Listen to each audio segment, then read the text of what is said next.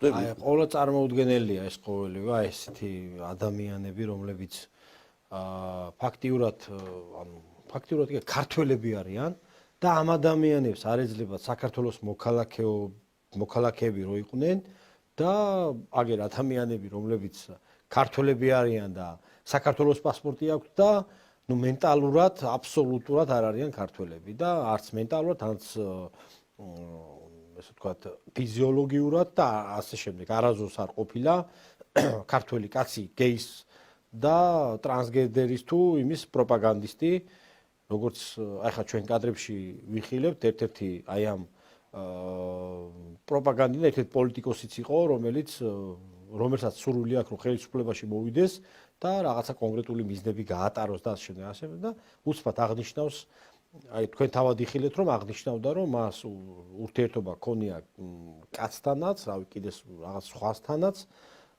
და ნუ მოკლედ ეს არის მათთვის ძალიან აქტუალური საკითხი. ნუ ეს ხომ წარმოუდგენელი, ესეთი ადამიანები საერთოდ ხელისუფლებაში არ უნდა, ხელისუფლებაში კი არა, საქართველოშიც არ უნდა იყვნენ, მე თუ გკითხავთ. განა არ უნდა იყვნენ, განა სხვა რაიმე ფორმით. არამედ პირველი მათთვის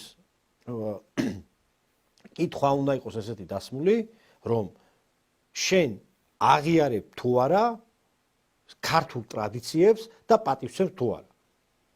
თუ იქნებოდა რომ ეს ადამიანები არცემენ ქართულ ტრადიციებს და ფასეულობებს პატივს, მე ვფიქრობ რომ ესეთ ადამიანებს ყველას უნდა ჩამოართვა მოქალაქეობა. და აქ არც ცირცხვილი იქნებოდა და არც არაფერი არ იქნებოდა.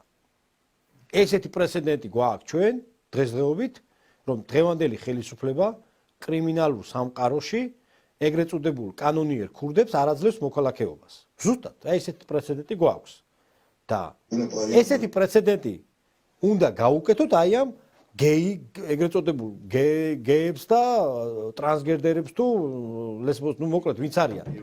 ანუ, ნახეთ, პრაქტიკულად ჩვენ გვაქვს ისეთი პრეცედენტი, რომ საქართველოს მოქალაქეებს არ აძლევს დღევანდელი, ესე ვთქვათ, საკანონმდებლო ბაზა და პოლიტიკა, რომ ქართველმა მიიღოს მოქალაქეობა. ანუ გულისხმობ, რომ ეგრეთ წოდებული კანონიერ ქურდებს არ ეძლევათ ამის შესაძლებლობა და ამათ რატო ეძლებათ?